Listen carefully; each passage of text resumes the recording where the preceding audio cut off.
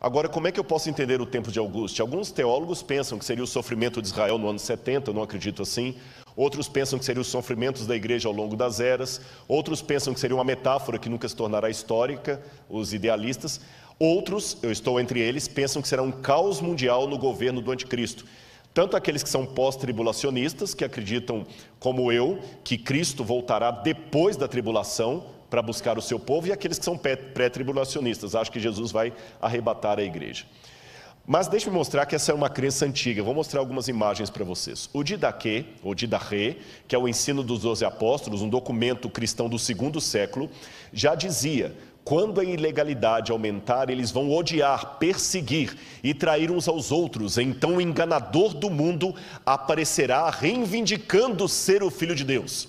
Ele fará sinais e maravilhas, e a terra será entregue em suas mãos.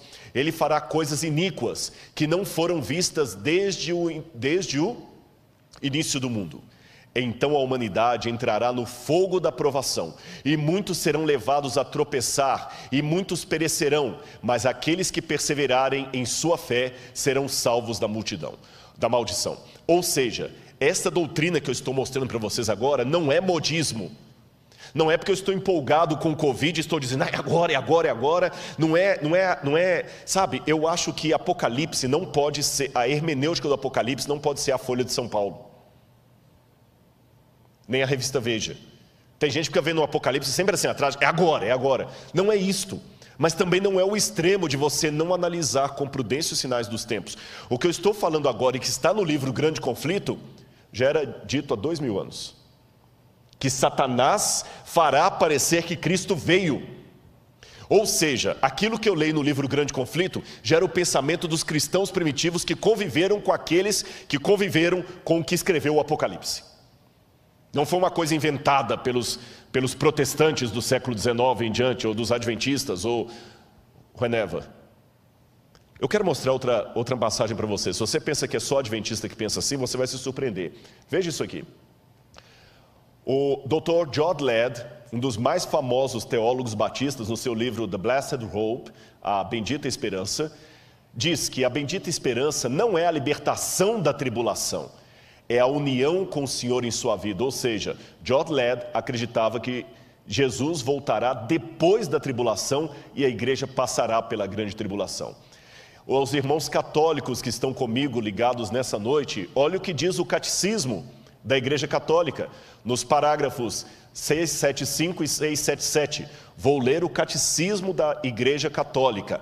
O Catecismo é a versão oficial da Igreja Católica. Antes da segunda vinda de Cristo, a Igreja precisa passar por uma provação final que sacudirá a fé de muitos crentes. A perseguição que acompanha a sua peregrinação na terra revelará o mistério da iniquidade na forma de um engano religioso que é o anticristo, um pseudo-messianismo pelo qual o homem se glorifica a si mesmo no lugar de Deus e de seu Messias que veio em carne. Noutras palavras, o catecismo também me ensina que haverá um tempo de angústia, um anticristo que vai enganar ao mundo e perseguir a igreja. Está no catecismo. E os evangélicos? Vamos ver mais uma citação. Billy Graham. Eu ouvi o som distante de cascos e vi os cavaleiros do mal no horizonte de nossas vidas. Há sérios problemas à frente para o nosso mundo, para todos nós que vivemos nele. Será uma época de conflagrações nucleares, holocaustos biológicos e apocalipses químicos rolando sobre a terra, levando o homem à beira do precipício. A história vai fundo na batalha do Armagedon. Já vemos sua sombra rastejando sobre a terra. Você percebeu? Aqui não é uma doutrina adventista que eu estou apresentando. Ela é ecoada também pelos católicos, pelos evangélicos representados por John Ladd e por Billy Graham, que apesar de serem batistas, são respeitados em todas as igrejas, metodistas, presbiterianas. E para os adventistas do sétimo dia, eu vou citar um texto de Ellen White, uma das pioneiras dessa igreja, que está falando a mesma coisa que o catecismo. Ellen White está falando a mesma coisa do catecismo, a mesma coisa do Didarré, a mesma coisa que diz Billy Graham. Veja o que diz Ellen White: não há o que exagerar. O tempo de angústia, como nunca houve, está prestes a manifestar-se sobre nós e necessitamos de uma experiência que agora não possuímos e que muitos são demasiado indolentes para obter. Dá-se muitas vezes o caso de supor maior angústia do que em realidade o é. Isto não se dá, porém, em relação à crise diante de nós.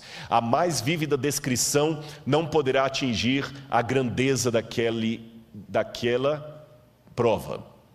Naquele tempo de provações, toda alma deverá, por si mesma, estar em pé perante Deus. O que Ellen White está falando aqui? Não há o que exagerar. Tudo que você vai descrever, você pode exagerar. Mas não tem como exagerar o grande conflito. O tempo de angústia vai ser tão terrível que ela diz: por pior que eu pinte o quadro, será pior ainda. Entendeu por que eu admiti que eu tenho medo? Entendeu por que eu admiti que em alguns momentos eu falo: Senhor, eu não sei se eu vou aguentar? Eu estou sendo franco com os irmãos. Se Deus resolver que eu fique entre aqueles que terão o privilégio de ver Jesus voltando, Senhor, que Ele me proteja, porque vai ser o pior tempo da história.